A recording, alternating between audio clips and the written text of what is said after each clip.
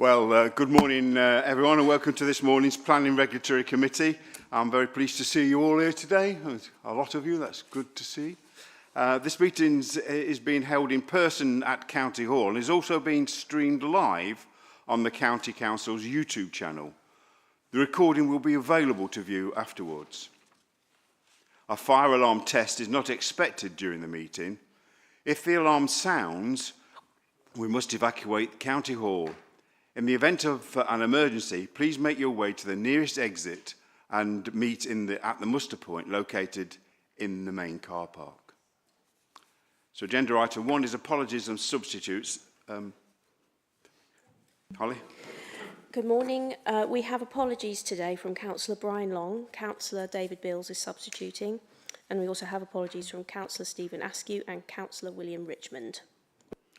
Yes, thank you, Holly. Yes, next is to agree the minutes of the meeting held on the 26th of September. We have one amendment from Tony White, who was definitely here. So that's been amended accordingly. Has anybody else got any amendments or queries on the minutes before we approve them? So I tell that as a... You couldn't be forgotten, Tony. So all agreeing with that? Thank you. So held. Declarations of interest. Do any members have any interest to declare about this application on the report? Yes, Councillor. Yes, I have an interest to declare on the item on the West Winch Housing Access Road because I am the County Councillor for West Winch and I've campaigned in favour of the road. So I'll be speaking to the application, but I won't be taking part in the debate or voting. Thank you. Thank you, Councillor Kemp. Yes. Right, on 4 is urgent business. There is none. Sorry. Oh, beg your pardon. Sorry. Sorry, Chairman. Yeah, just so, I don't know whether I have or have not, but I'm being precautious, as it were, just to say that I am a member of Kings Inn and West Norfolk Borough Council Planning Committee, which gave permission for the said number of houses so far on phase 1. I don't know whether I was like to declare an interest in that or not, personally. That's just a question. Well, yes, yes, it's noted. I think that but that's a separate application. It's not this application, and I think that you're okay to speak to this matter, unless somebody tells me otherwise. Yeah, okay. Anything else? Thank you. Urgent business, none.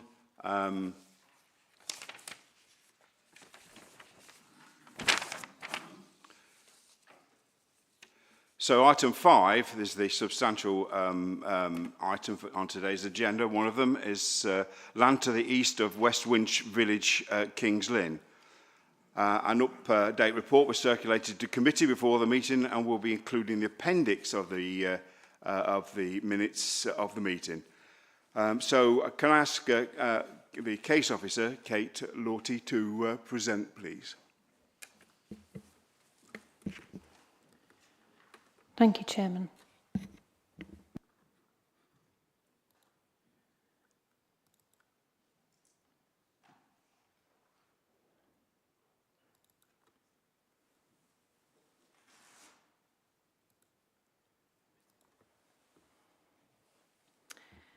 Thank you, Chairman. The update report you have referred to, there are some changes to some of the conditions, some minor alterations to some text. All of the matters that were raised have been addressed in the report. There are 4 updates from third-party respondees and 1 from Anglian Water, who have no further comments.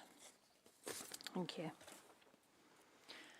Okay, so the application before us is for the development of a 3.5 kilometre single lane access road known as the West Winch Housing Access Road.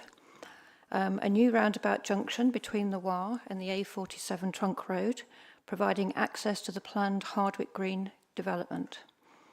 Additional works include a new roundabout junction between the War and the A10 at the southern end of the War, roundabout junctions on the War to provide access to the residential allocated area, treatment of local roads which would be severed by the War, including a new road overbridge with shared footway, cycleway on Rectory Lane to cross over the proposed War, and the permanent stopping up of Chequers Lane for vehicular traffic.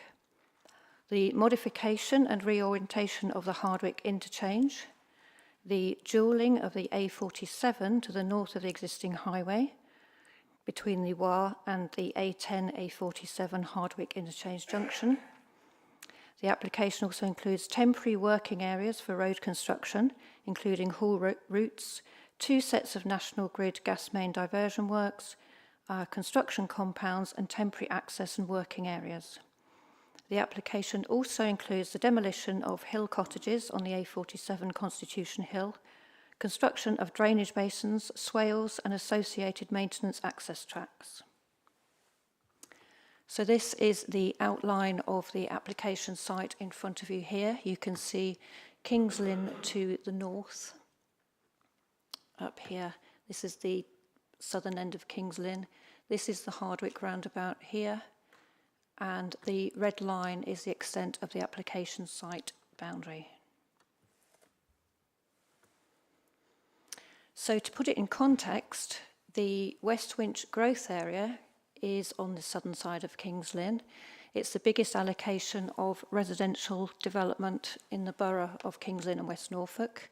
It is allocated to supply up to 4,000 houses, with employment opportunities, commercial space, community, health resources, education facilities, play facilities, public open space and transport links. The West Winch Housing Access Road is shown here on the plan in red. The dualling of the A47 is the green line at the northern end of the site. The housing area itself is the orange area, and the works to the Hardwick roundabout are shown with the pink dot. Okay, so the site plan includes the proposed new road, which is the main north-south area as part of the application site on the plan in front of you. There are 5 roundabouts in total, 1 at the north of the War, 1 at the south of the War, and then the 3 in the middle linking to each of the housing developments as they come forward. So we've also got 7 drainage basins and landscaping, temporary construction working areas, compounds and storage. They're all included in the red line boundary. Because of the large scale of the proposal, the development is divided into 5 areas of work, ranging from 1 to 5, 1 in the north at the Hardwick roundabout, ranging down from to area 5 at the south as a link with the A10 and the War. So just to go through the application in slightly more detail, starting at the top, area 1, this is the works to the Hardwick roundabout junction flyover. So on here you have the blue showing the altered carriageway, the red is the new carriageway, and the grey area is the carriageway to be stopped up. The yellow access roads are for maintenance only. So at this point here, currently, as you're travelling from west to east, so if you're coming from the pullover roundabout or Kings Lynn or Narrows Way, heading towards Norwich, at the moment you join the flyover, and then as the flyover finishes, you join a roundabout to come off to either head to Kings Lynn or to the A10 to the south. This roundabout is the one that will be removed, and the flyover will continue on so that you have a smooth transference through Kings Lynn on the route to Norwich. You can see the red is the flyover area there. The slip roads either side of the flyover are also shown in red on this plan.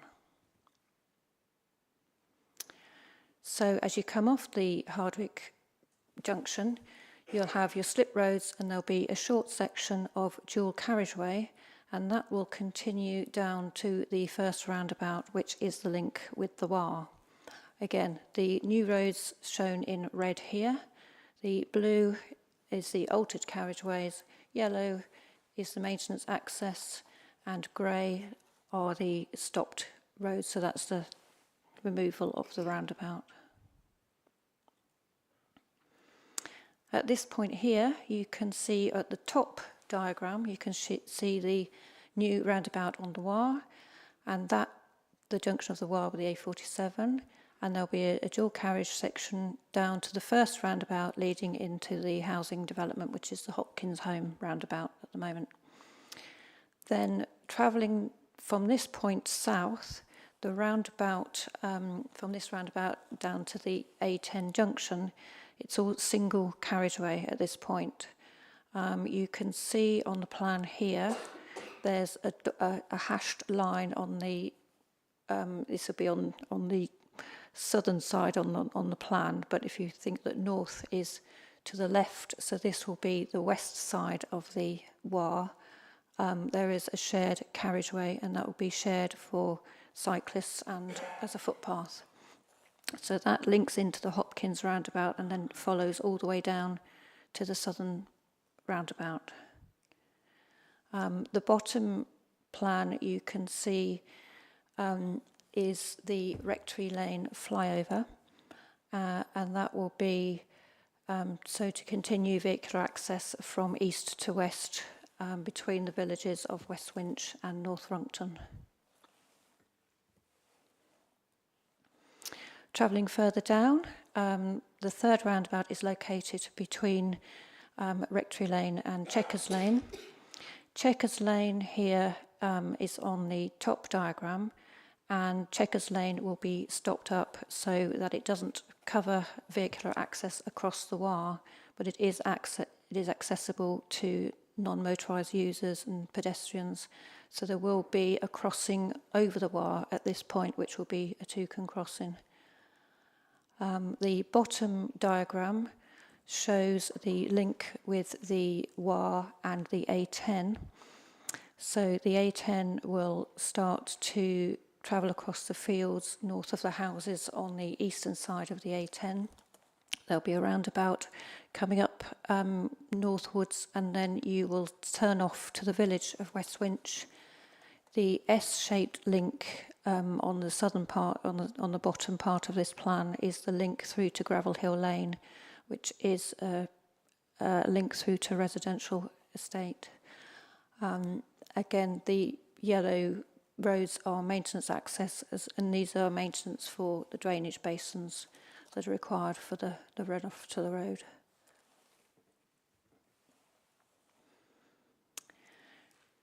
So we can see here the red line boundary of the application site in the middle of the plan. There are heritage assets in the vicinity. The nearest listed building, these are the ones that are predominantly closest to the Wye, and they are towards the southern part of the application site. The nearest one is the old rectory on the eastern side of the Wye, which is this one here. There. There is a list in the application report listing all the heritage assets, and these can be found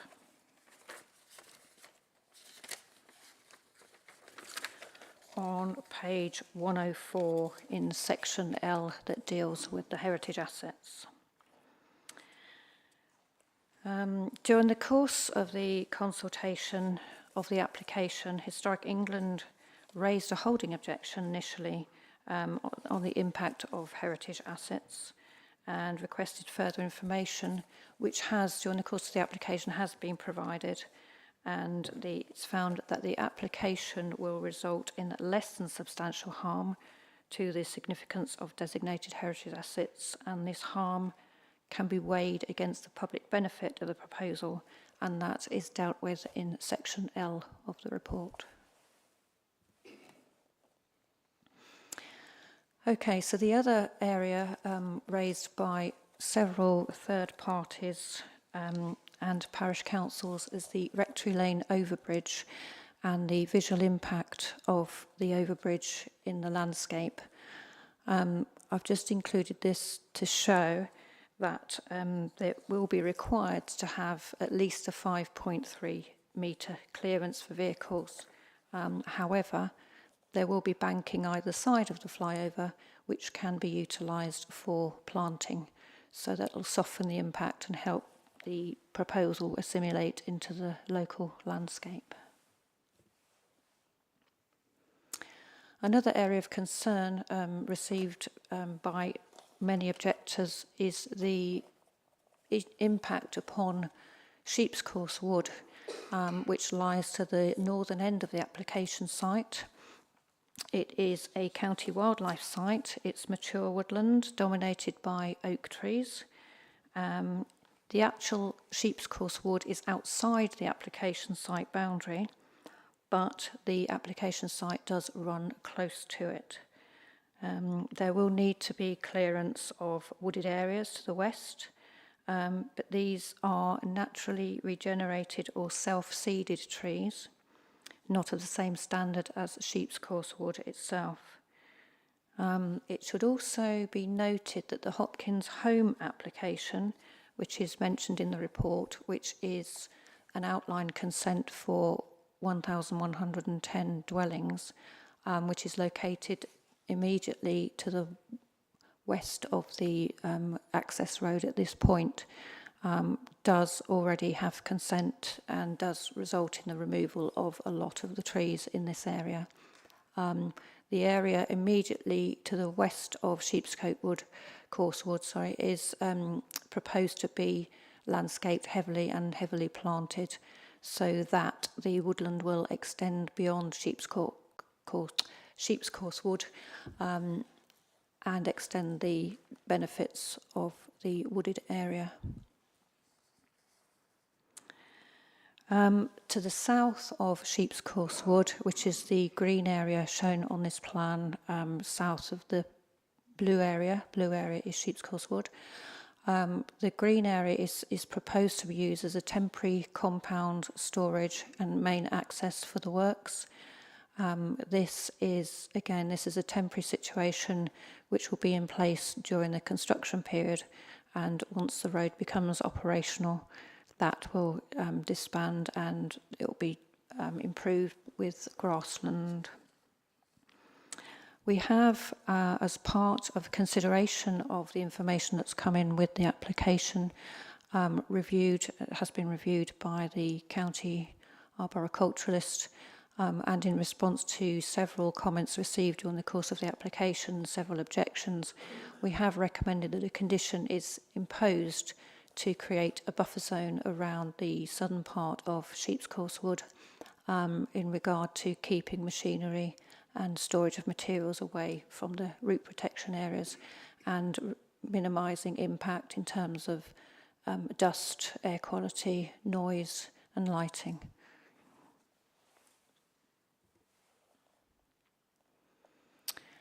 Okay, so this is a scheme overview, and as part of the proposals, there is considerable amount of landscaping included in the scheme, principally following the line of the road, as is within the application site boundary, and there are areas, particularly in the middle, the north and the middle section, that will enhance the Sheep's Course Wood is the dark area to the northern part of the access road.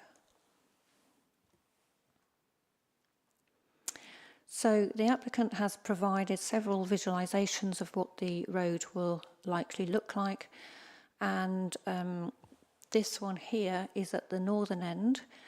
So this is where the flyover continues from the A47. So the existing overbridge is extended and the roundabout will be removed, and this is how it will be envisaged with slip roads on and off at this point.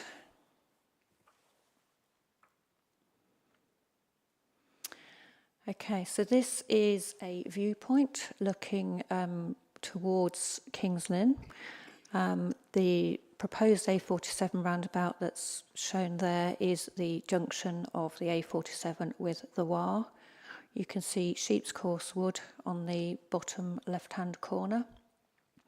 So this will be the junction point, and then you can see the proposed Hopkins roundabout. There'll be a short dual carriageway section from the A47, the War roundabout, through up to the Hardwick roundabout, and then that will continue down to the Hopkins roundabout. The dual carriageway section is the only part of the scheme that's proposed to be lit. The single carriageway road, the down the War has no street lighting proposed. There's some lighting proposed to the crossing, and that is it. So, looking from a different angle, again on the right-hand side, you've got the junction of the A47 with the War, coming down to the Hopkins roundabout, and then following down south. You can see Sheep's Course Wood, and you can see the planting, again, extending the wood further to the west and also to the south. And you can see the depth of the proposed planting adjoining the road on the eastern side.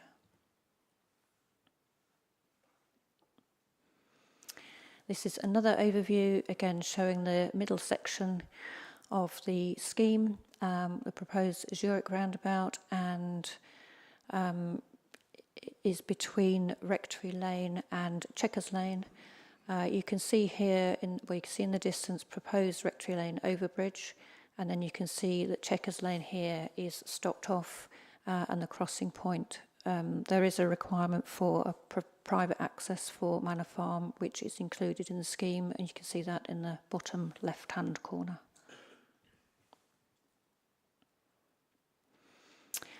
So this again is another view of the overbridge, and you can see the landscaping that's proposed to be either side to help the overbridge assimilate into the countryside.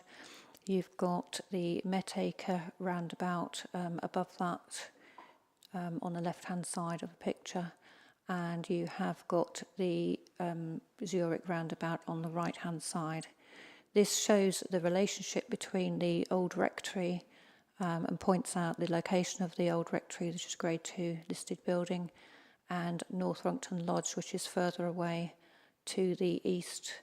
And that is also picked up on this plan just to show the relationship between the road and the heritage assets.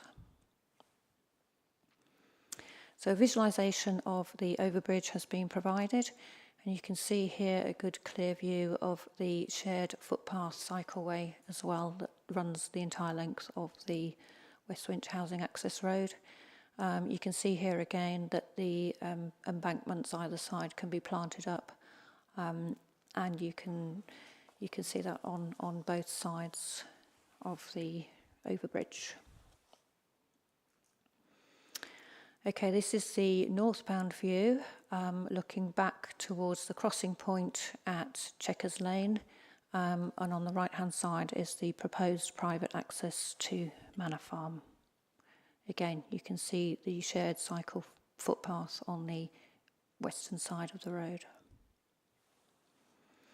This is the overview of the southern junction. This is the junction of the War with the A10.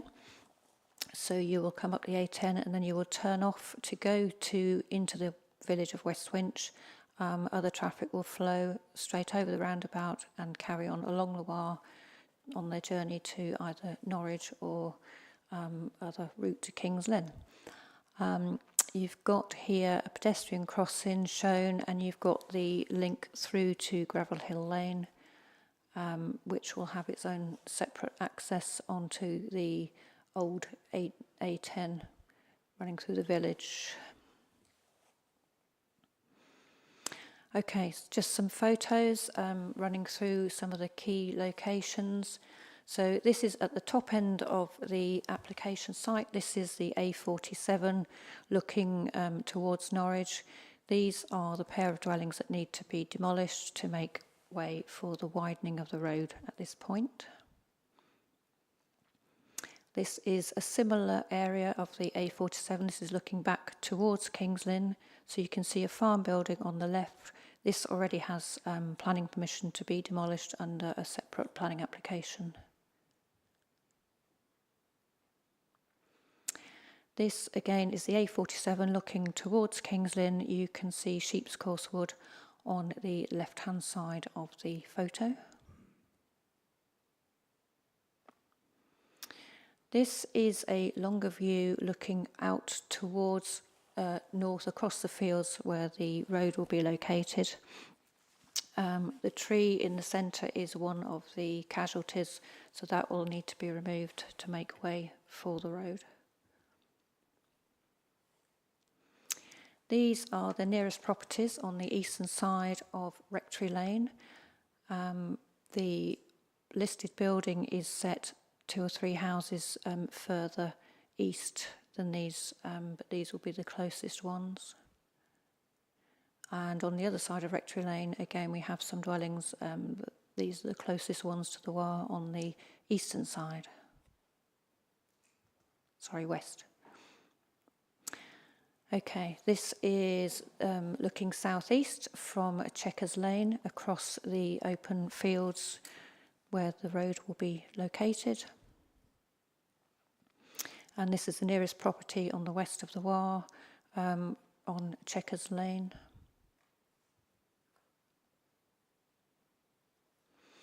And this is a view looking across the fields from the junction, the existing junction at Gravel Lane with the A10. And this is the same viewpoint looking south towards the houses on the A10. So you can see that the landscape is very flat, and the most of the application site is open fields. Okay, so the WAR is required to provide fundamental infrastructure in connection with the new houses proposed for the West Winch growth area, and also to bring about road improvements to the distribution of traffic using the existing A10 through the village of West Winch. The principle of this development is supported at strategic level by recently adopted local plan policy. It's a scheme that's been in the making for many years. It was in the previous local plan, but this recent local plan has been through several rounds of public consultation. It's been approved by planning inspectors. There are site-specific policies relating to the WAR that appear both in the local plan and the North Runcton and West Winch neighbourhood plan. The application demonstrates that this is the most appropriate scheme to deliver the required strategic travel plan, and a do-nothing approach is not an option. The applicant has submitted information and to assess various options and various routes, and this is the one that came out as the most appropriate. There's residual significant adverse effects from a landscape, ecology, heritage, greenhouse gas and amenity perspective, and they've all been predicted when the road becomes operational. So it will have an impact. However, there are public benefits. It includes the unlocking of the land for the housing and other development in the allocated West Winch growth area. It will alleviate traffic congestion, associated noise for the residents of West Winch, reduce journey times for all road users, and it will support economic growth for the borough and provide employment growth opportunities. It's part of a sustainable transport scheme. Will bring improvements to active travel for the area. The applicant has demonstrated that 10% biodiversity net gain can be delivered, a combination of on and off site measures, and this will be secured through the statutory BNG planning condition. So on balance, it's considered the benefits of the scheme would outweigh the harm, and accordingly, the development would represent sustainable development. This is subject to securing appropriate safeguards, mitigation and enhancements by way of the planning conditions referred to in the committee report. On this basis, full conditional planning permission is recommended.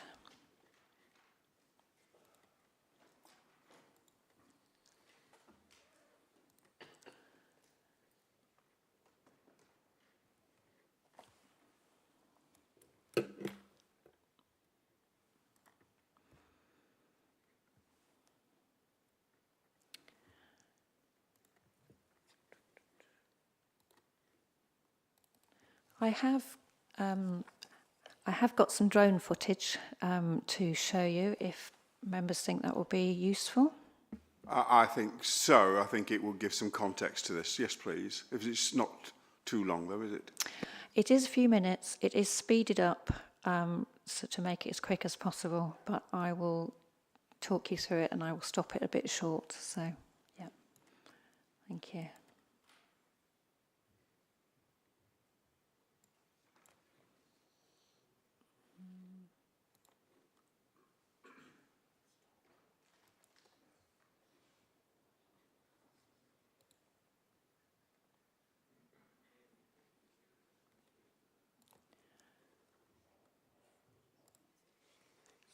Sharing, is it?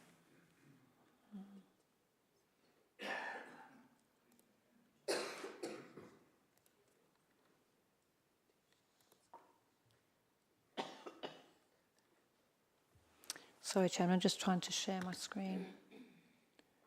There we go. Okay. We'll see if this works. There's a bit of a time lag, I'm afraid. Okay, so this is, the drone is going down the A10. You've got the junction with Gravel Hill. This is the southern part of the site. Let me just stop that in a minute. So we're at the southern part of the site.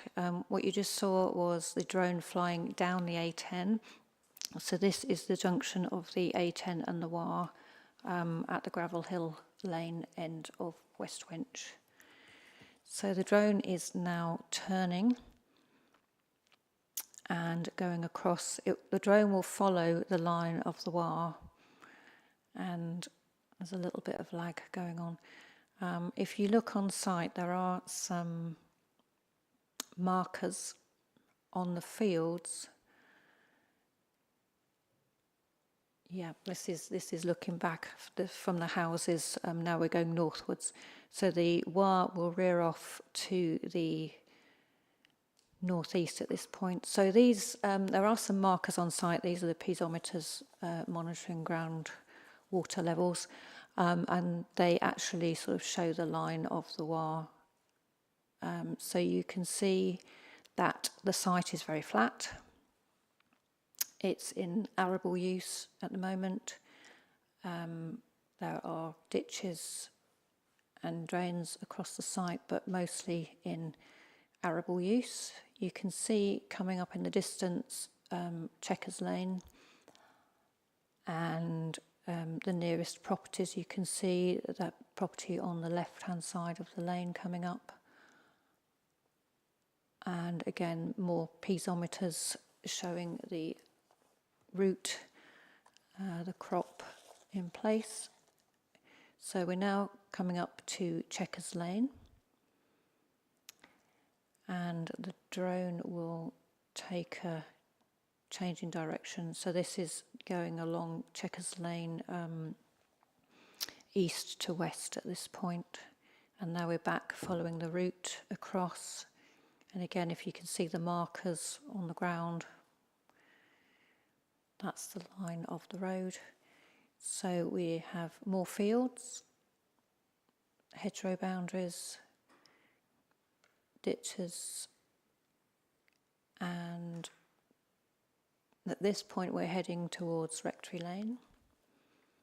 You can see the houses on the right hand side of your screen will be the nearest properties. They're the ones I showed the photos of. And we're heading north along the line of the road.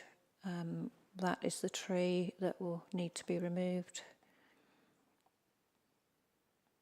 This is now going west to east, looking at the houses again on Rectory Lane. And then the drone will take a turn in a moment and follow the line of the road northwards. So the listed building is hidden. You couldn't see it on that picture. It's hidden behind mature trees. We're now back on the line of the road heading north.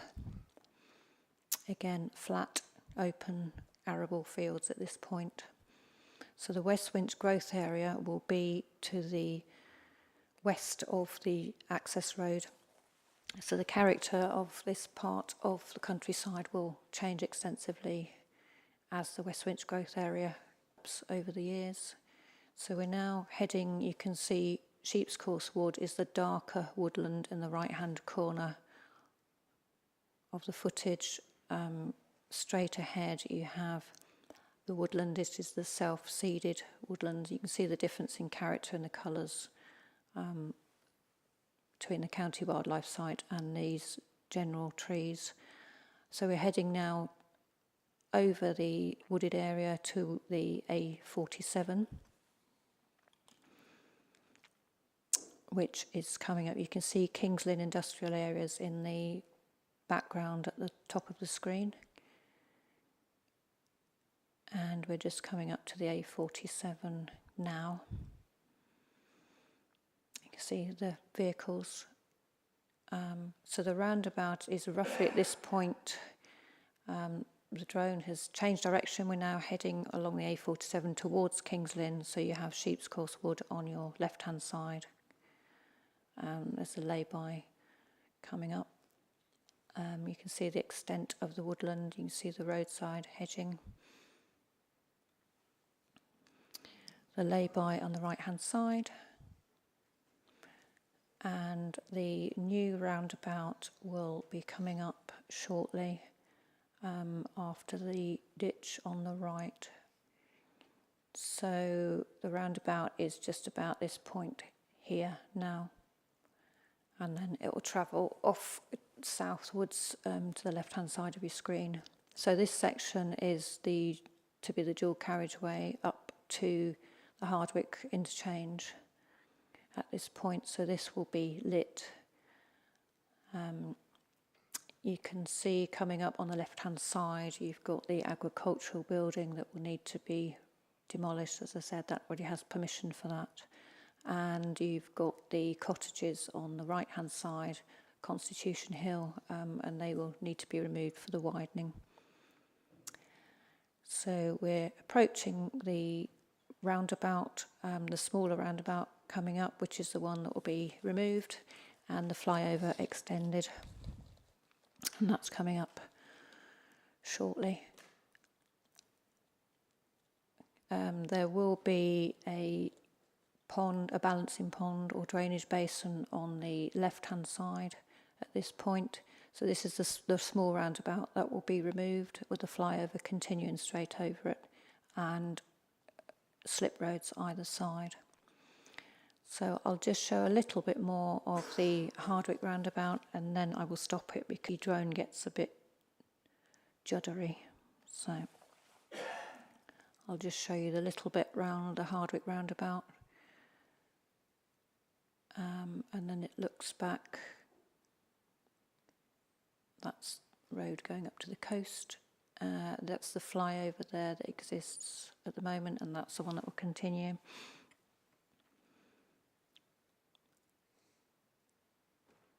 That's going off to this is the A10 junction. It just shows how busy the A10 is at the moment. That lay-by will be removed as part of the works. And I think, Chairman, that is about the extent of it, so I will stop that there. Thank you.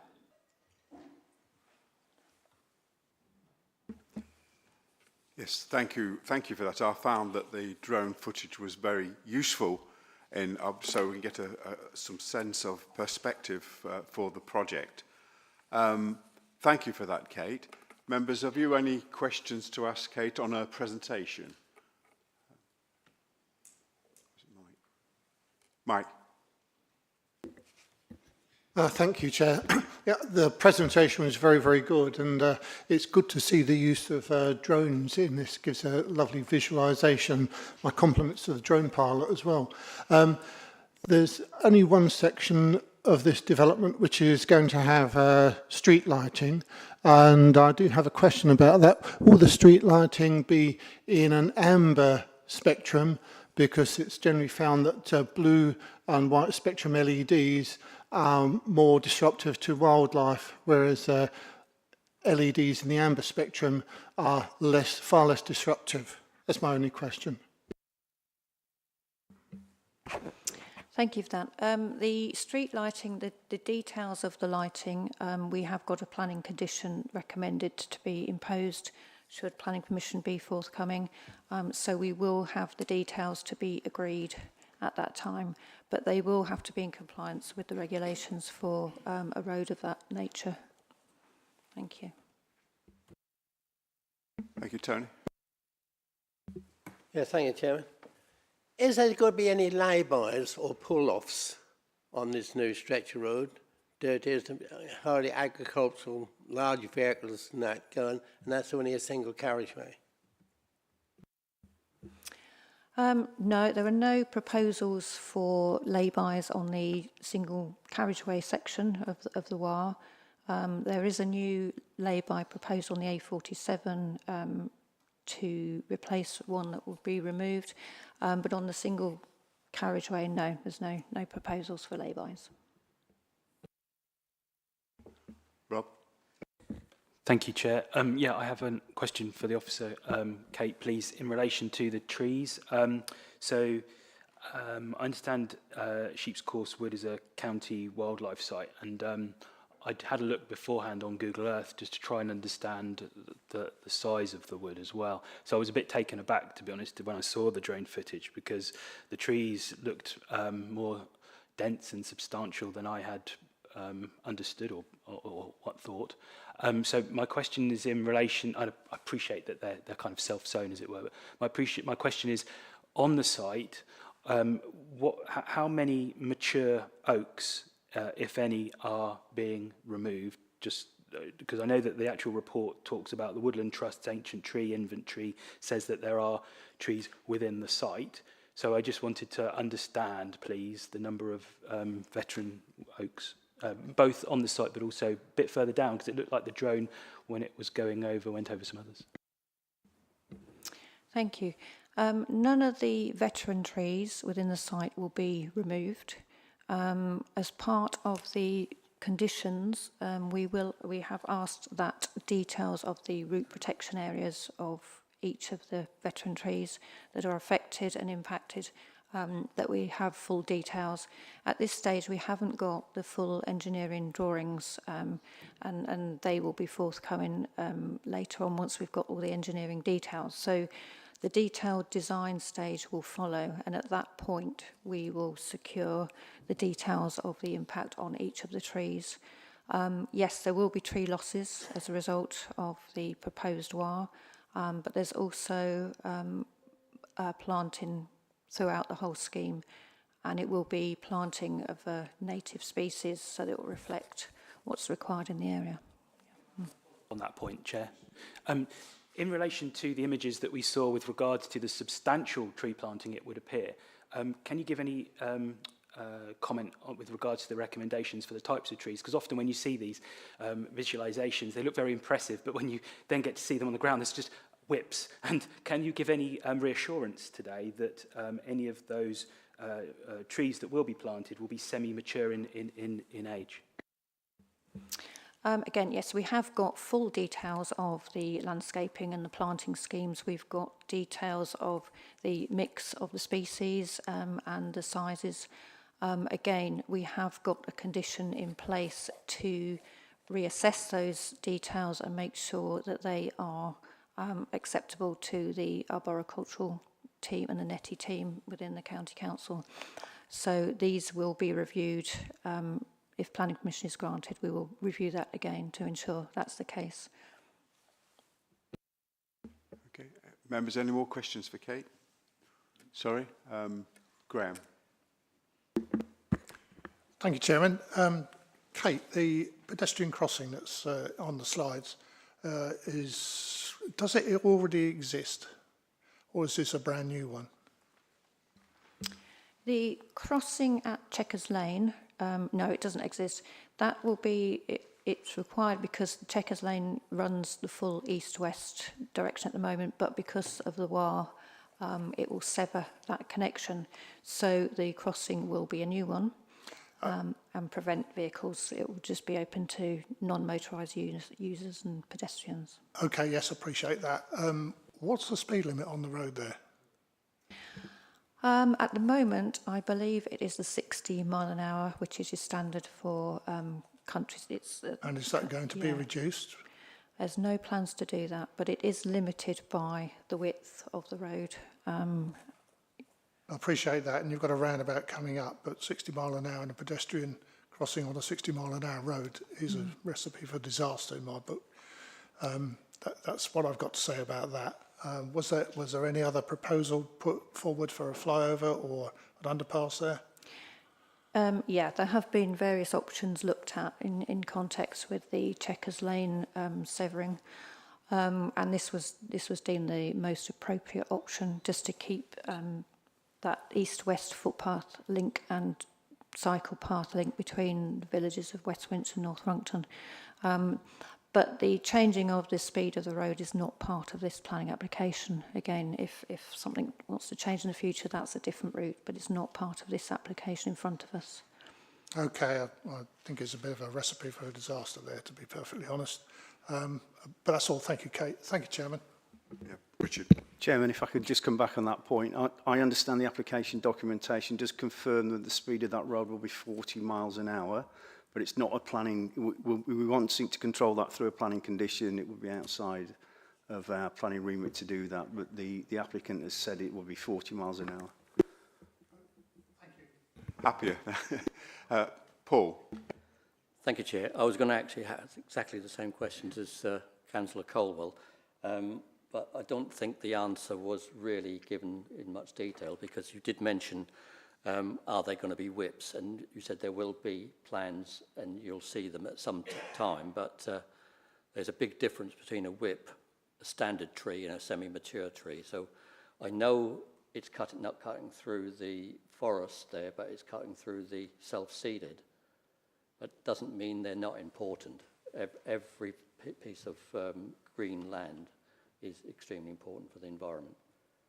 So are you able to give us the plan? Is it, or you haven't formed it yet on what you're going to replace them with? That's not my question, by the way, but it's just... Yeah, thank you, Paul. I thought that Kate answered that question earlier when she said that it will not be just whips that will put down, there will be considered plantations. So, did I get that right? Okay. Yes, Chairman, it will be a mix of native species that is appropriate to the ground there and appropriate to sheep's coarse wood.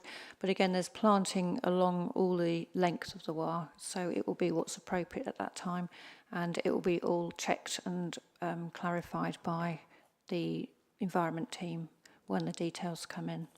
But we have got the drawings, the plans showing the mixed species. Yeah. Thank you. So that was not actually my question, because but have you something more to say then, yeah, Paul?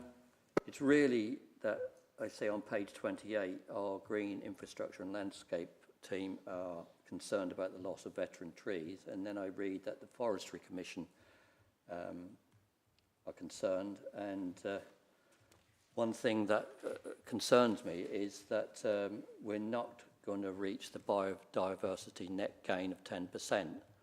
And that's in the documents. There's a statement that we're not going to. But I'd like to know why haven't we? Because that should be achieved on all plans, as far as I'm concerned. Yes, I thought that we were. Do you want to comment on that, Kate? Yeah, the applicant has confirmed they can reach the 10% BNG requirement. We haven't got the details as yet, but the statutory condition for BNG doesn't require all the details at this stage, and that is the nature of the statutory condition, that those details and how it's managed and how it's monitored, all those details can come in at a later stage, and that is within the provisions of the statutory condition. So the applicant has assured us it can be done. The details of how and where and when are to follow. Yes, thank you. Did I misread it? Because I think it is in the report. It is written in the report, Paul. Well, I read on page 49 that would not be achieved. Is that, have I misread it?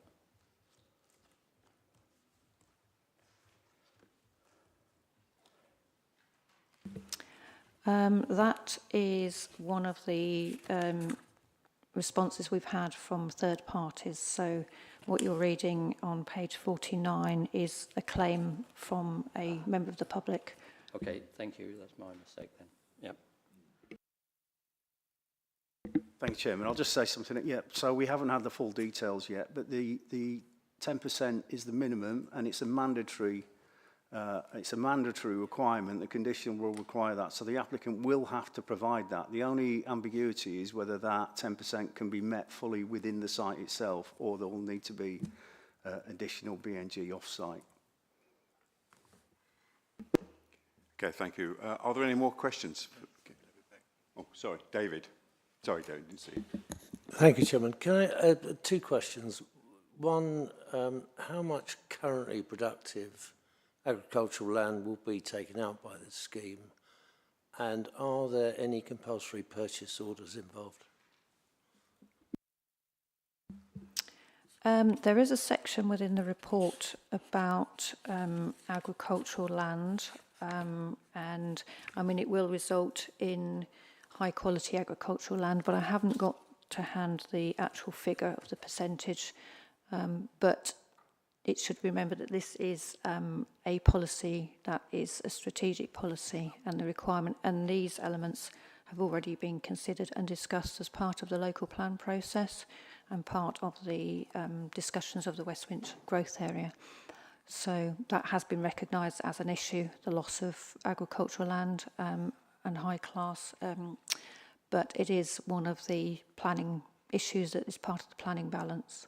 So as for compulsory purchase, I can't answer that at the moment. It's not a planning matter.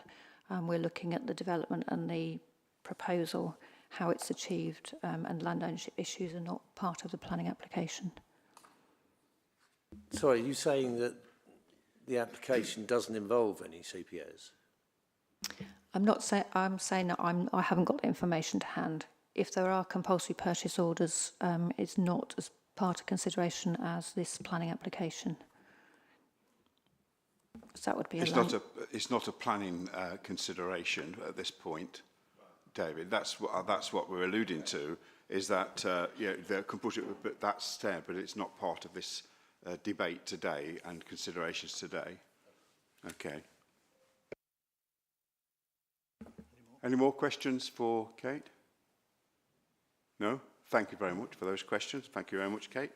And now I'd like to call on Julia Irvine to speak as an objector to this application. Julia, you have 5 minutes. Thank you very much, Mr. Chairman. My name is Julia Irving. I'm a resident of West Norfolk and a countrywoman with a lifelong devotion to the natural world. I'm painfully aware of the loss of wildlife in this country. It is one of the most nature-depleted countries in the world, not just Europe, the entire world. This has galvanised me to speak today on the proposed roadworks for the West Winch housing development. I want to speak to you today about Sheep's Course Wood. It is a county wildlife site and part of the West Winch common land. I wonder if anyone here has visited the wood and wandered around to marvel at the veteran oaks covered in lichen, and visited the established scrubland surrounding the wood, which has huge bowls of coppiced willows amongst silver birch, oaks, thorns in a damp and mysterious world. It has the feel of an ancient landscape. It is an irreplaceable mosaic of habitats and ecosystems, and it is also beautiful. I've walked the wood and used the maps of the proposed routes of the access roads to understand where they will pass. I have some points to raise. The first is that the proposed plan appears to surround Sheep's Course Wood with roads and tarmac on at least 3 sides. This fragments the wood from the wider environment. It stops the to and fro of species and makes the habitat poorer and less diverse. I note the comments of the ecologist on this matter, and she indicates that the temporary works will entirely surround the wood and says the level of impact on the county wildlife site is disproportionate to the temporary nature of the works. Part of the proposed roadworks appear to pass through the scrubland on the King's Lynn side of Sheep's Course Wood. Having walked in that area, I noticed that the scrubland is bordered by a steep, around 12-foot drop on the field side. I had to struggle to get up it. I'm not an engineer, but I can imagine the disruption that will ensue from infilling or excavating to make the ground level and suitable for a road at that point. The expense will no doubt be enormous, but the precious wildlife in that area will bear the cost. The heavy machinery and all the works associated with this road takes up significantly more space than that indicated by the simple size of the road itself. One only has to imagine the turning circle of a bulldozer or large lorries to realise the extent of the land which will be taken up and the trees upon it destroyed. I therefore echo the ecologist's request to reconsider the site of the temporary works, as the ecological damage is not justified by the temporary nature of them. This is the preferred option of the senior ecologist, Norfolk Wildlife Trust, who have oversight of county wildlife sites, and the arboricultural officer, all of whom express concern of the impact of the proposed roads on veteran trees and the creatures that depend on them for their life, such as breeding birds, insects and mammals.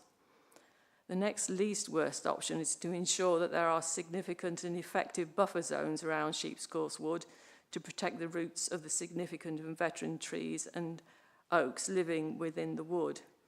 The Norfolk Wildlife Trust, the arboricultural officer, the ecologists have all argued strongly for this as mitigation. The habitat within this landscape is irreplaceable and its loss cannot be compensated for by planting new trees elsewhere. For buffers to be effective, significantly robust barriers and fences should be in place before any work begins. Perhaps many of us experience the muddled communication that can happen when subcontractors subcontract out again and again, so that somebody with a bulldozer may appear on site with no clear idea about the need to comply with and respect the plans.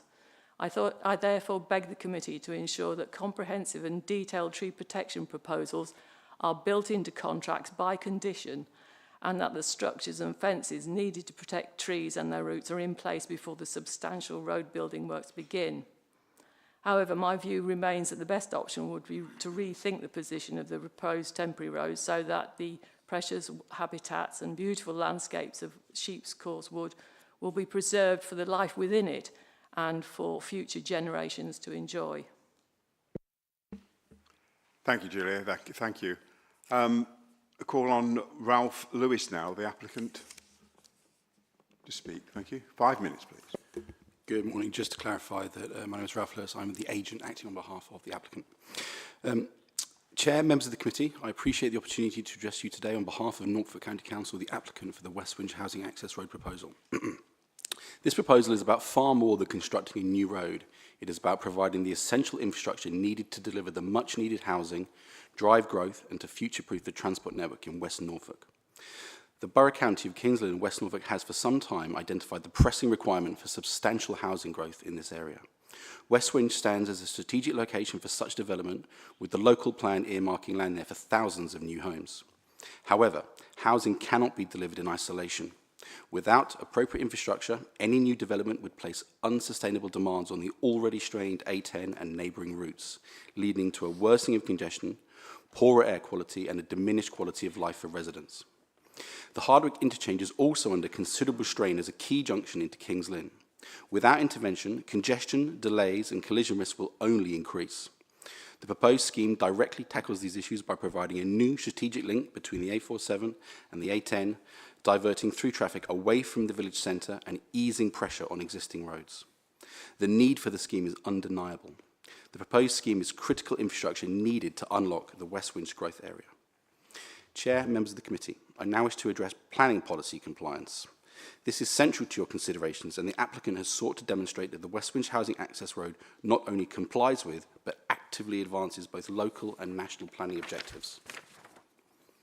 Locally, the development plan designates West Winch as a strategic growth location with land allocated for 4,000 new homes. The plan stipulates that housing delivery must be accompanied by sustainable infrastructure. The access road is not an optional extra, it is essential to deliver the allocation sustainably. The proposed scheme aligns strongly with the adopted development plan's aims. It supports coordinated housing growth, improves connectivity, and enhances quality of life.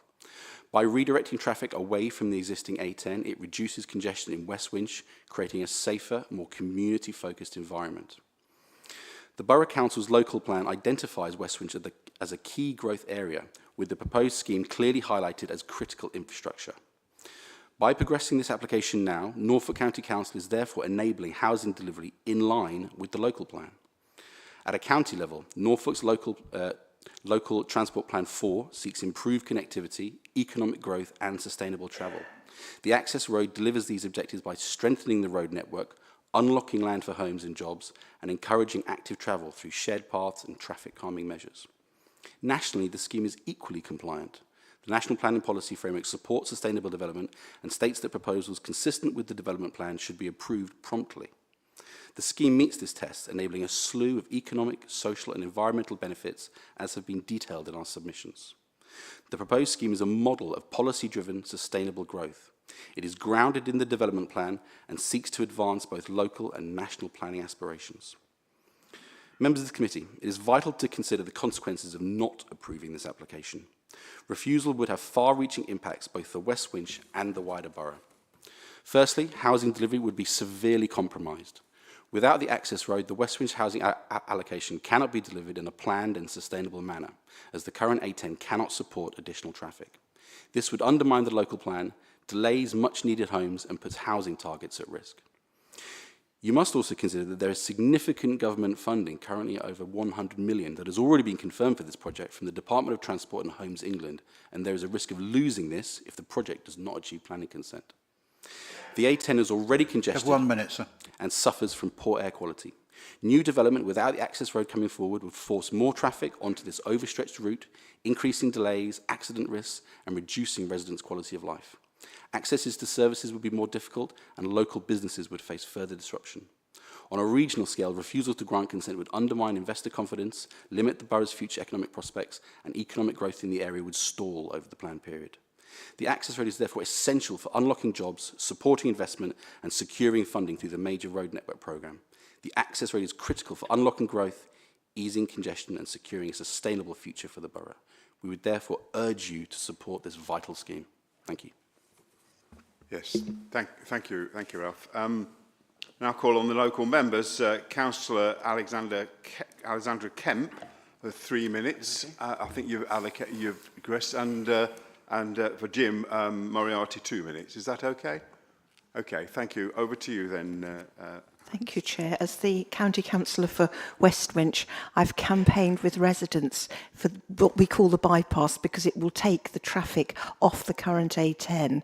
The A10 is a horrendous road. Residents describe it as scary. You can't even cross the road safely to get to and from the bus. This is how bad it is. 20,000 vehicles a day, 11% of them HGVs, narrow pavements with the HGVs thundering by, multiple private exits along the road, and unsignalled junctions. This is a substandard major route network, but the West Winch Housing Access Road will enable the traffic to be taken off the road and the severance issue of the village to be addressed.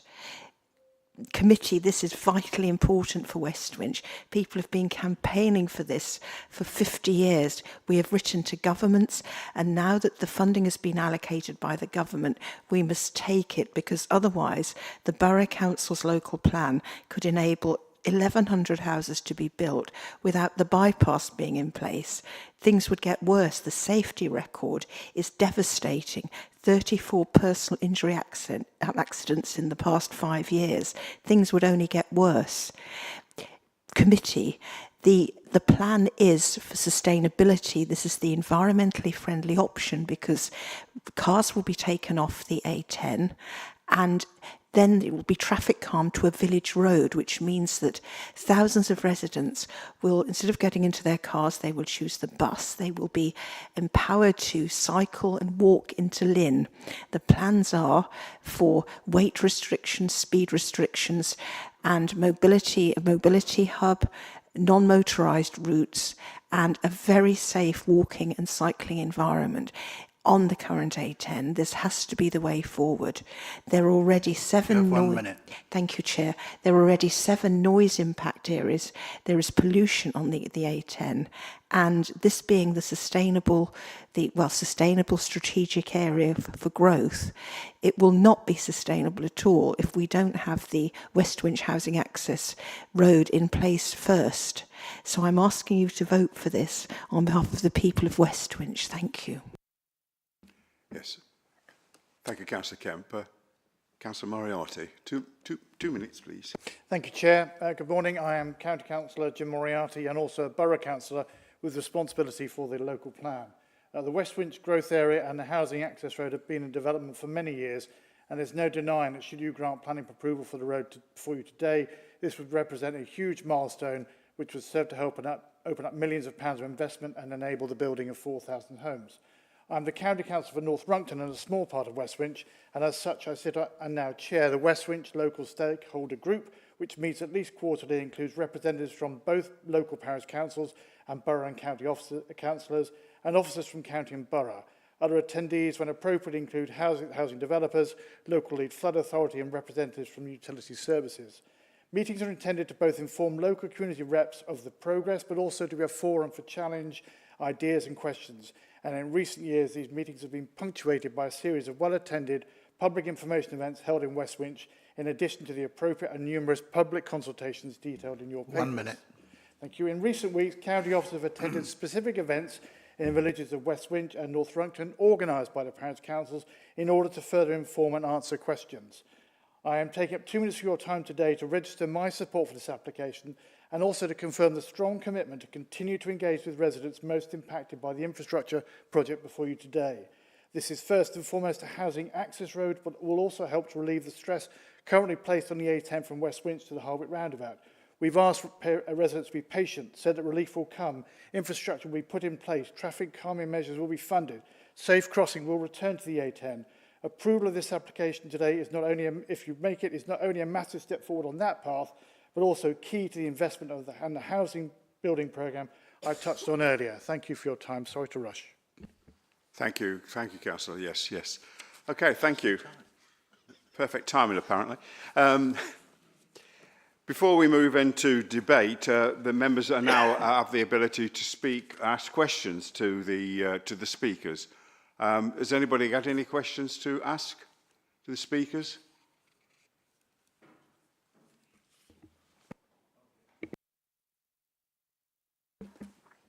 Paul. I don't know whether this is the appropriate time, but this is to the officer who's representing the project. It's to do with the cost of the project. I think it was I think we've got funding for part of it, but we're having to find the remaining from our own resources. Is that correct? And how safe are those estimates that have gone up? Because I'm looking at, I think from what they originally was, is about 16% higher already. So how safe is it that by the time we actually have spades off the ground, after they've been in the ground, that it's going to be anywhere near that figure, and who's going to be paying for the extra costs? Any speakers want to answer that question? Yes, sir.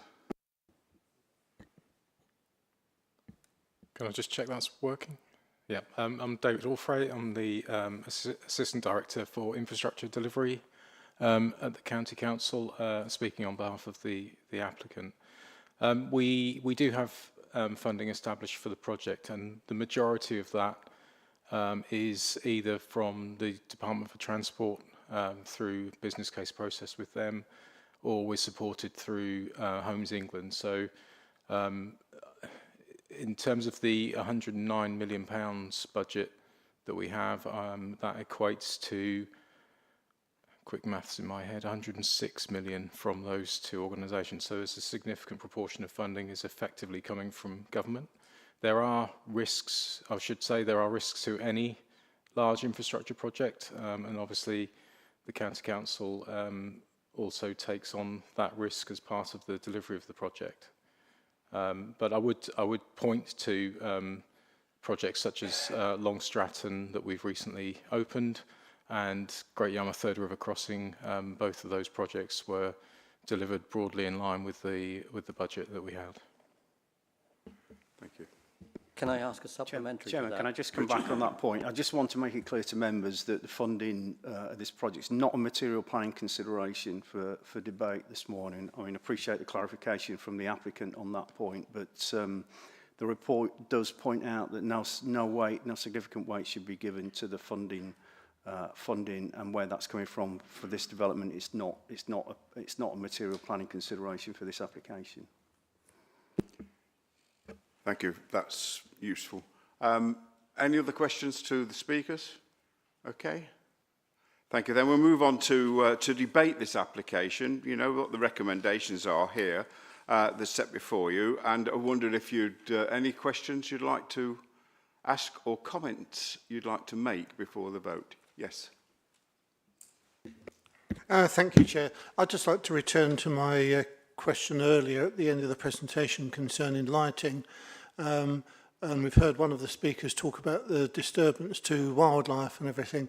And I've, in various applications over my years as a councillor, I've looked at the effects of blue-white LED lighting on nocturnal wildlife.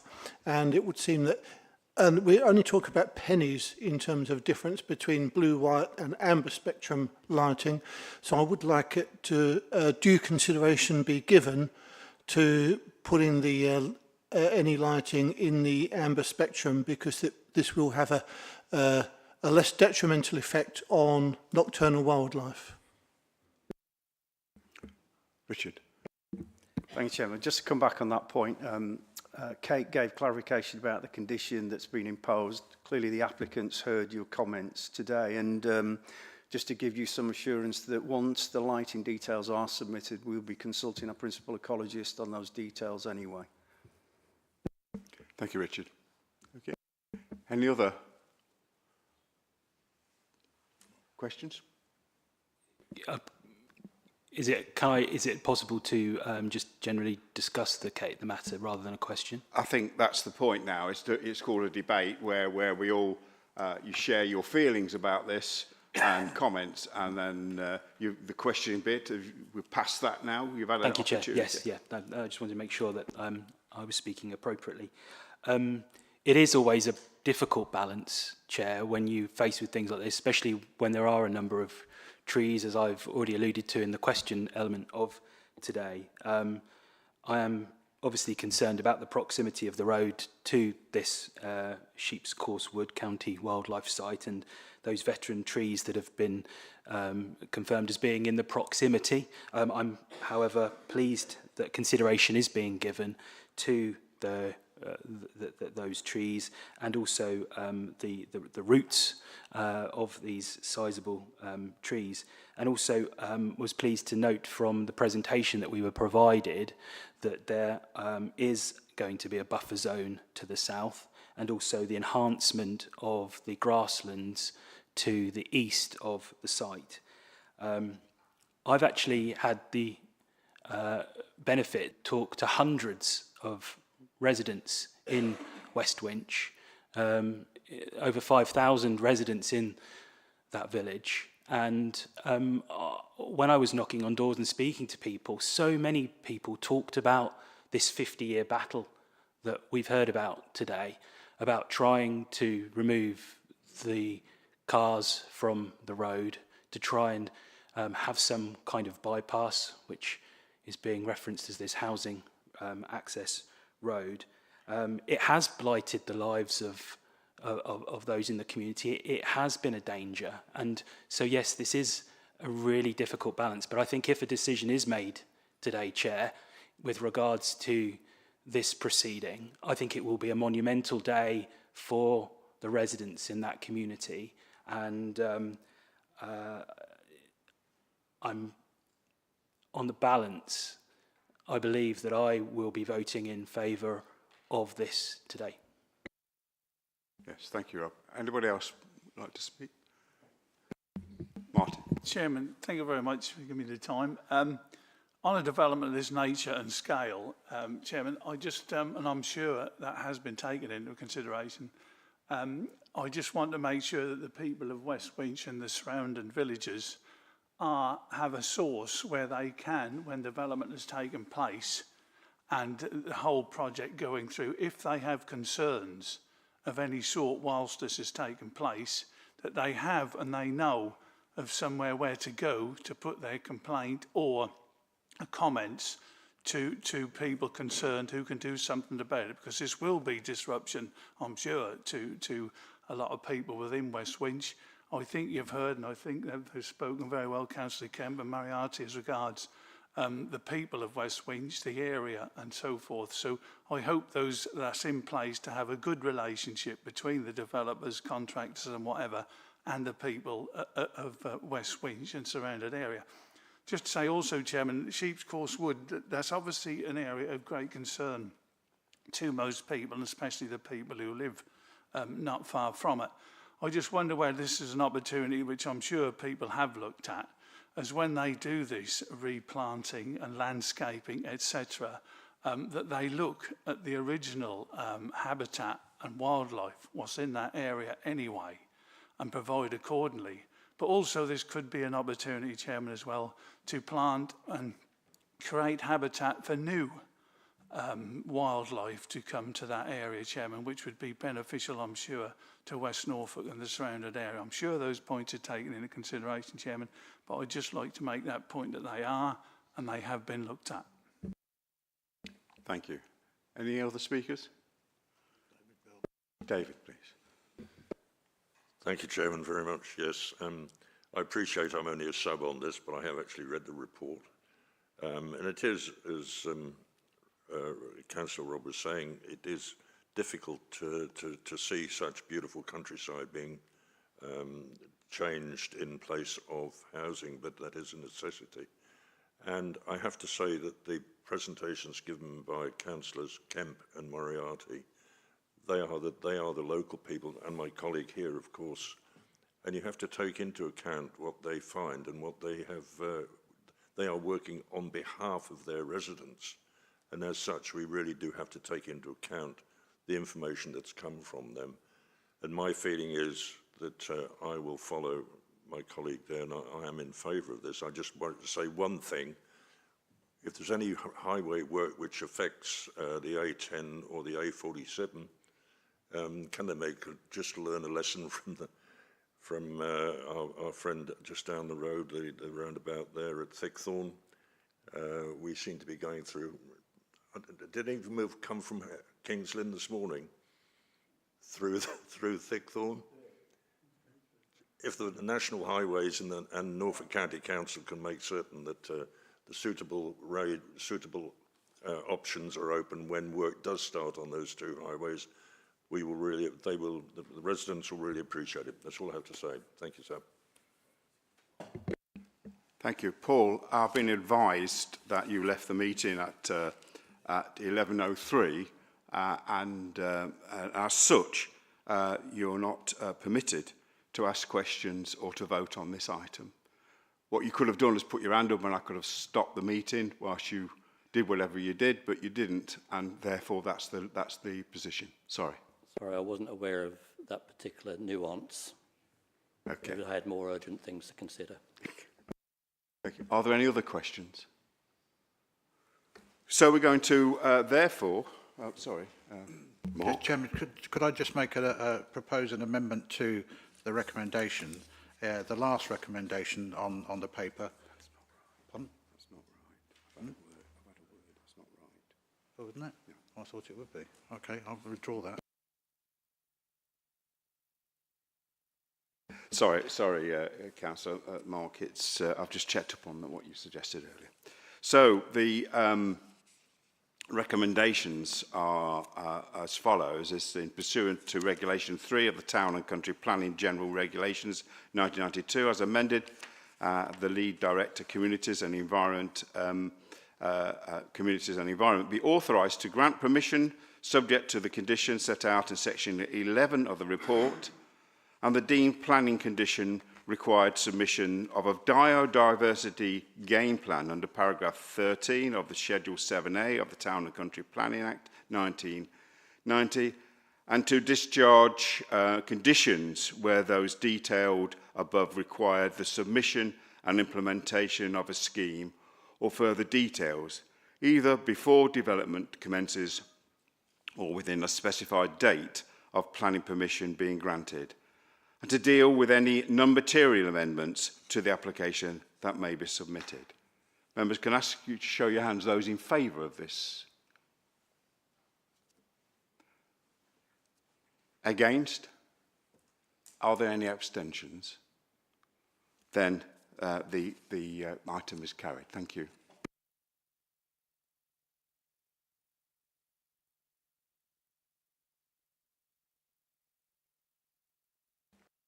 I'm going to take just a 5-minute break now for anybody who needs it. Thank you.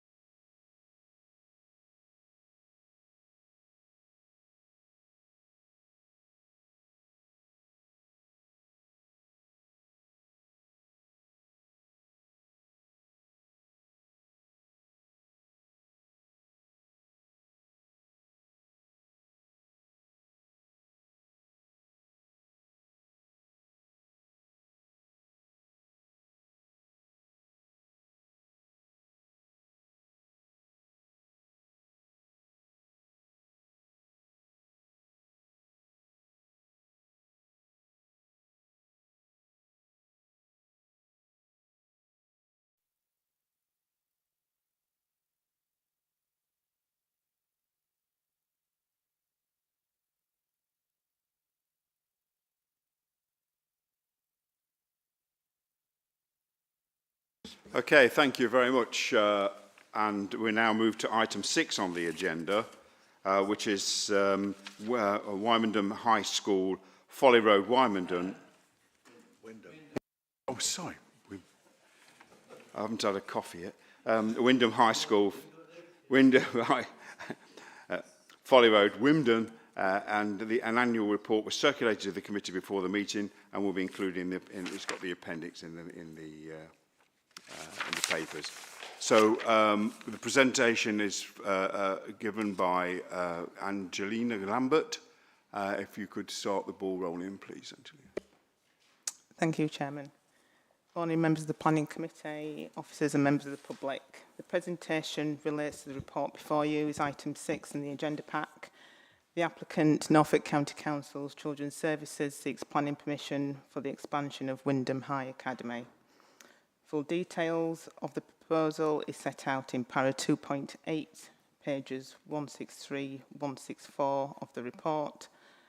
The main elements are a standalone 2-storey teaching block with a linked canopy, a multi-use games area, a reconfigured playing pitch provision, formalised car park area, cycle parking area, enclosed plant and associated landscaping.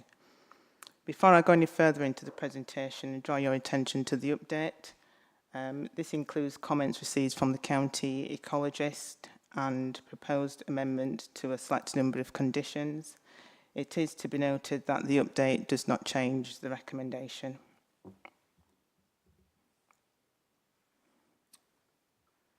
Wymondham High Academy is located within the settlement boundary of Wymondham, north-east of the town centre. The B1135 runs along the north of the site, with the B1172 and the A11 to the southern boundary. This slide shows the application site edged in red, and the site is surrounded predominantly by residential properties. And outside of the red line, but to the southwestern boundary of the school, is Wymondham Leisure Centre, which is here.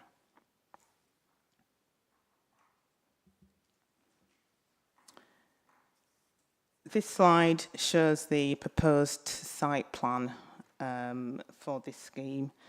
It's a bit difficult to see, apologies for that, but the access points are off Norwich Road at this point here, and Folly Road to the northeastern area of the site. The car park is to be accessed off this access point at Folly Road here. Within the site, it is proposed to demolish an area of tennis courts and extend the current cycle parking provision here along this eastern boundary. There is a proposed mugger to the south of the existing north block, which is here on the playing field provision. And the teaching block is proposed adjacent to a current changing block, and it's along this western boundary here.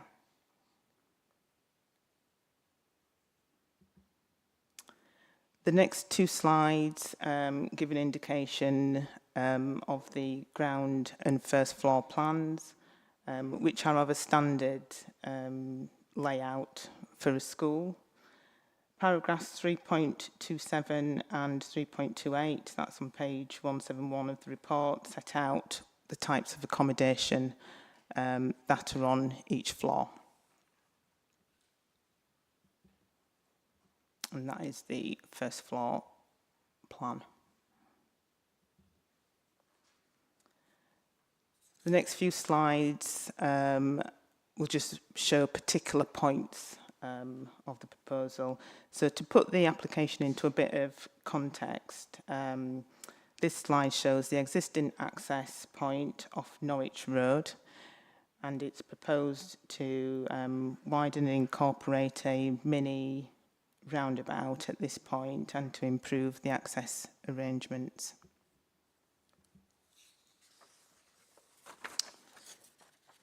This photograph shows the existing access point off Folly Road. And it's intended to access the formalised car parking area from this point. And this is just a closer photograph showing that parking area, which is to be formalised. This photograph shows the existing north block, and the area in front of this building is where the mugger is proposed.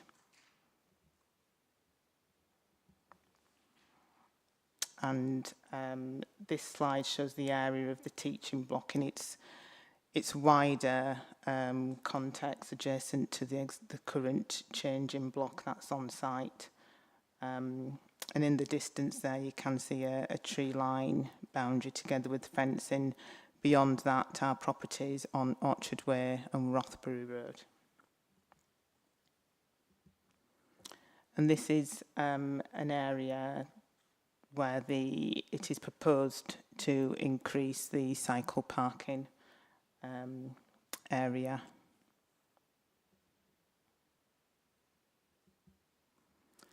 This slide, for reference, is a shadow cast analysis that's being carried out, and this is referred to in paragraph 3.46, that's page 173 of the report. And it is also acknowledged in that report that there will be some shadow in the morning during spring, the properties on Rothbury Road.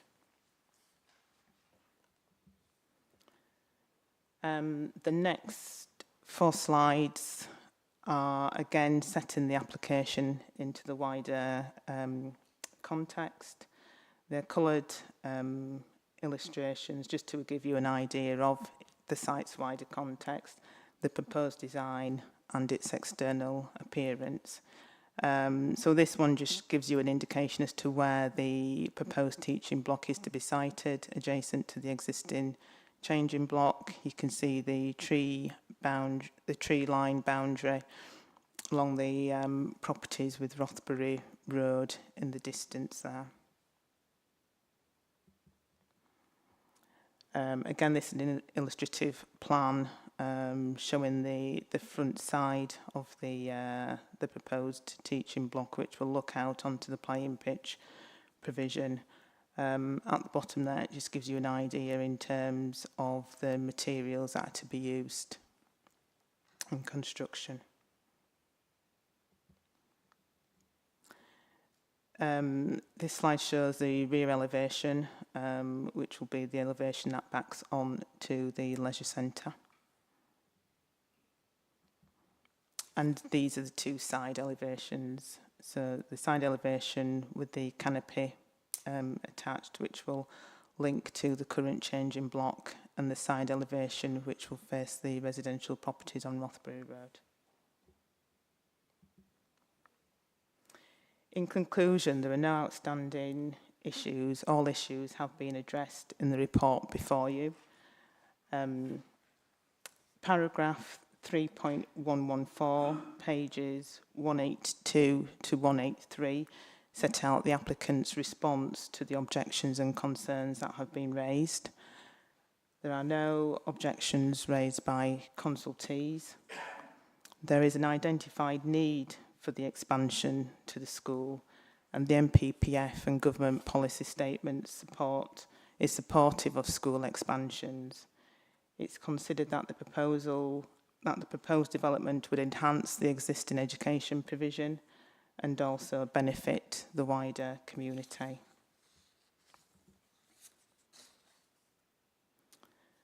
The recommendation to members is to grant conditional full permission subject to the conditions informative set out in paragraph 11.2 on pages 186 to 189 of the report, together with the amendments to the conditions that are set out in the update report. Thank you, Chairman. That concludes the presentation. Yes, thank you. I've just got a question myself, really, is that my previous experience is some of the muggers do develop some noise, and there is, it is quite close to some residences. Is there any evidence that they might be impacted by noise?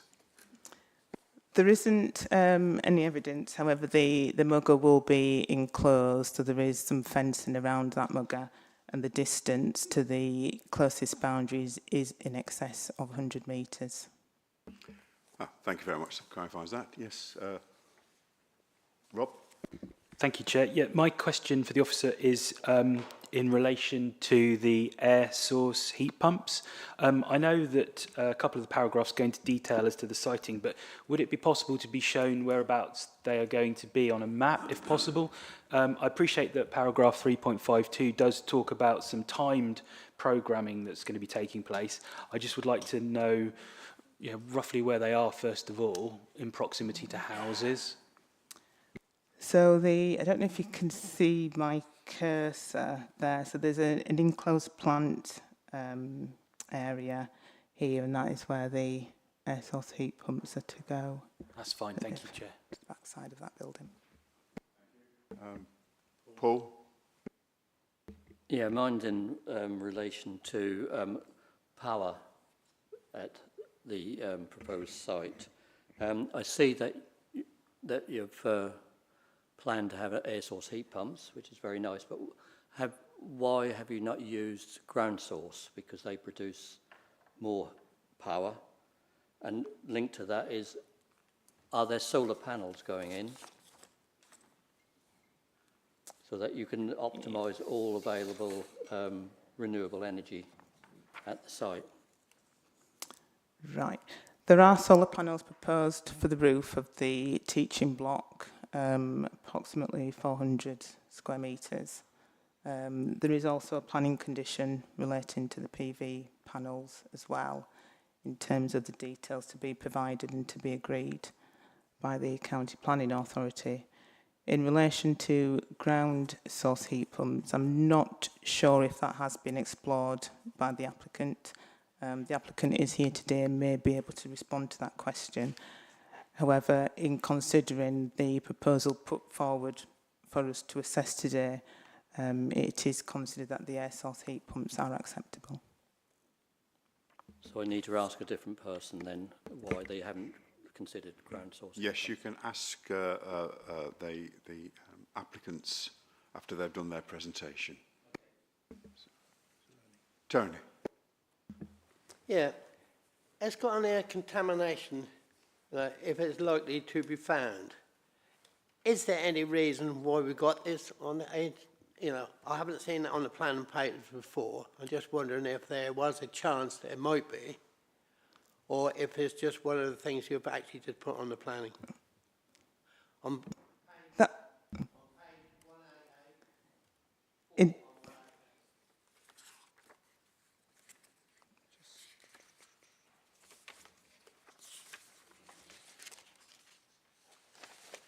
So I could just clarify that again, please, Tony. Okay.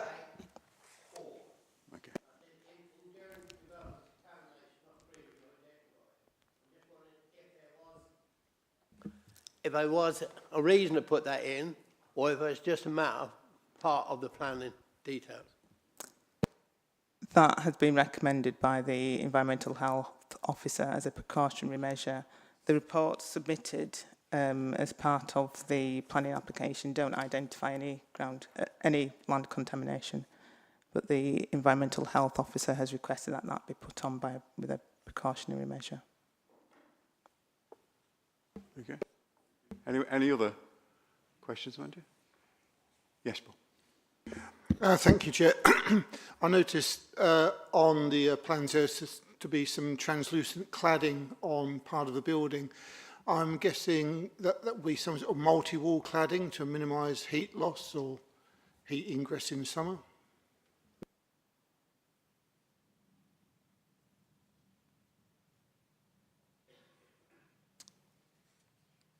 That I'm not sure about. Apologies.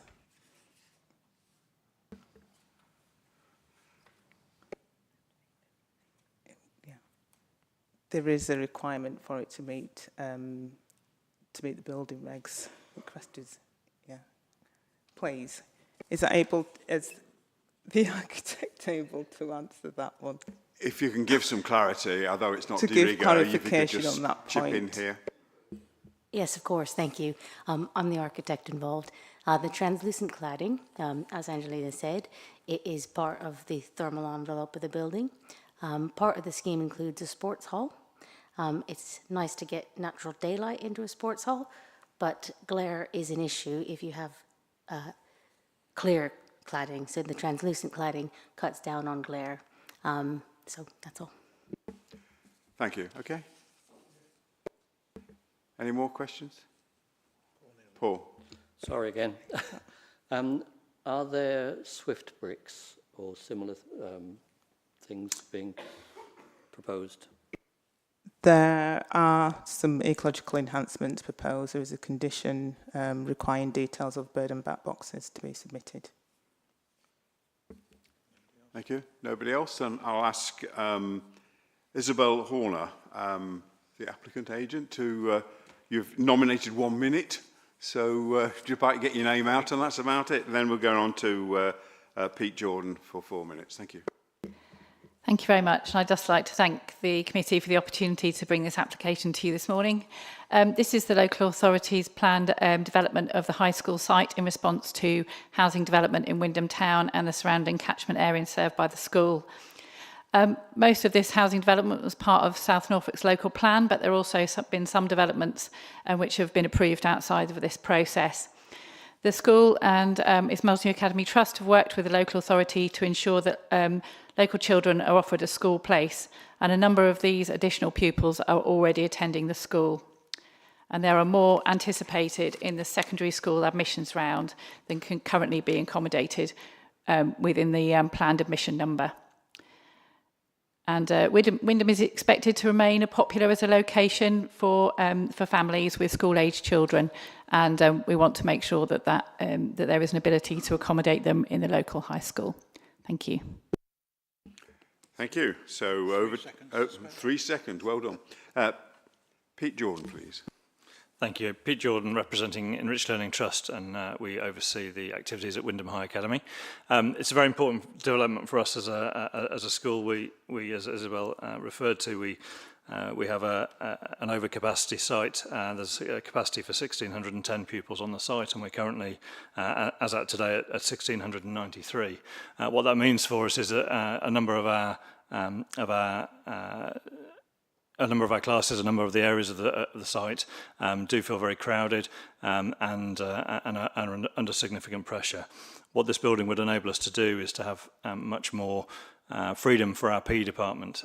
They would be in a position where they had more than the single space they currently utilise for wet weather and indoor PE. We work in partnership with the leisure centre next door, but what this would enable us to do is to run multiple different classes at the same time. We'd have the opportunity to utilise the mugger space that's been described for running outdoor PE during wet weather as well. The other classes that are really important to us within the proposed building, particularly around our design and technology and our food technology classes, these are subjects that are becoming more and more important to our students. We're seeing more numbers choosing them for GCSE and in terms of employability once they leave our operation. The STEM subjects and particularly the practical subjects are becoming more increasingly important. The other thing I'd just like to draw attention to is the safety benefit.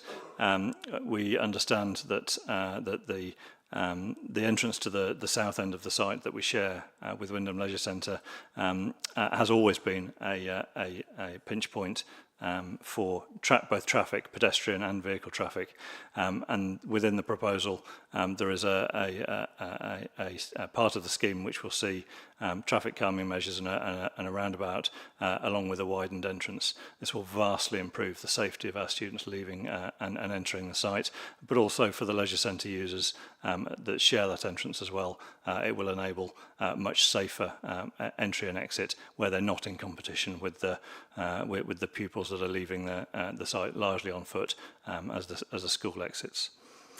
So I think overall, it's something that, as we referenced, this is in a sort of final phase of a long scheme of developments at the school, but will enable us to serve the community of Wymondham and enable the pupils that are anticipated to arrive from the housing development in the locality to be educated within their local community.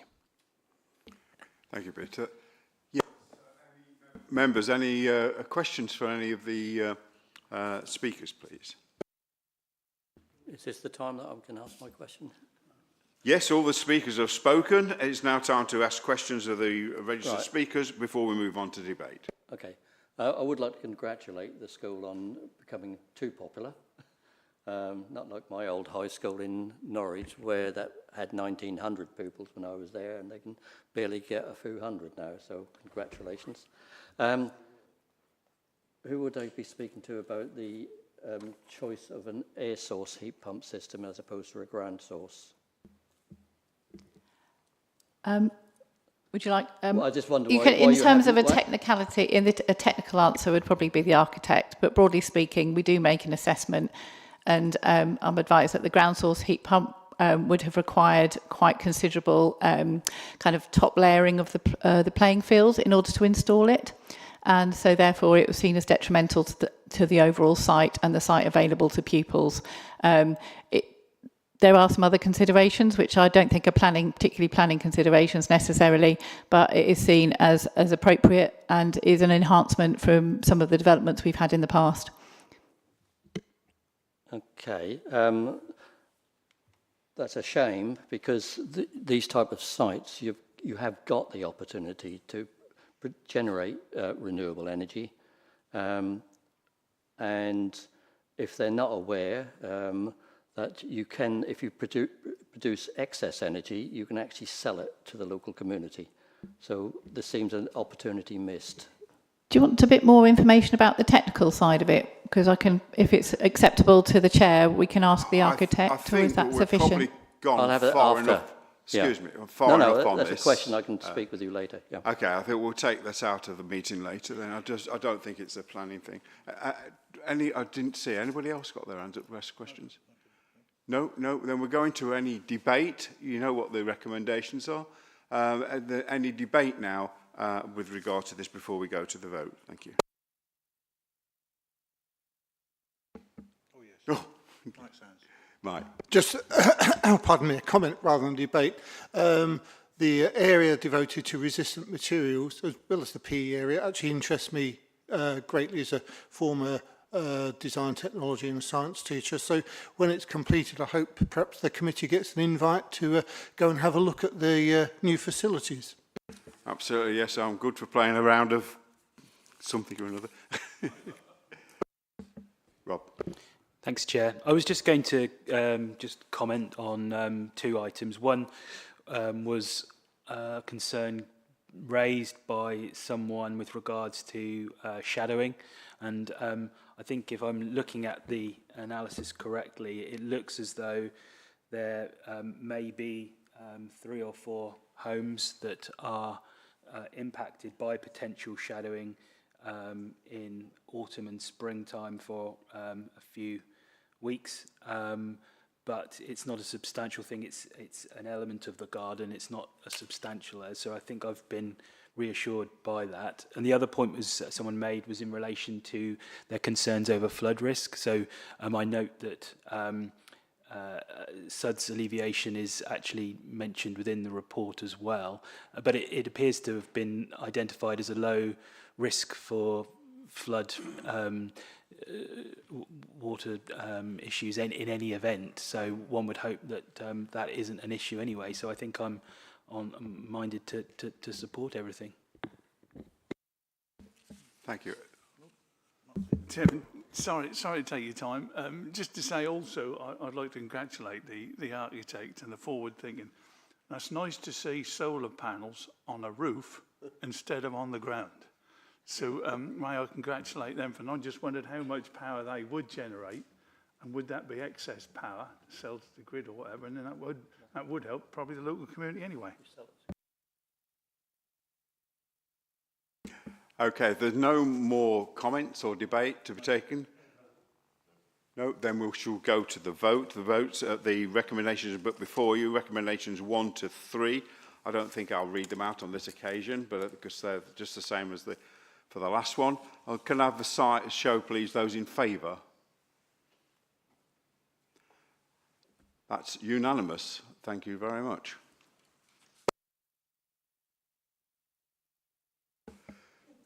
So that's been passed through. I'd like to thank you all for coming today and listening to us, for the members of the public and for the members as well for giving their time and contributing so much to the debate. Thank you very much.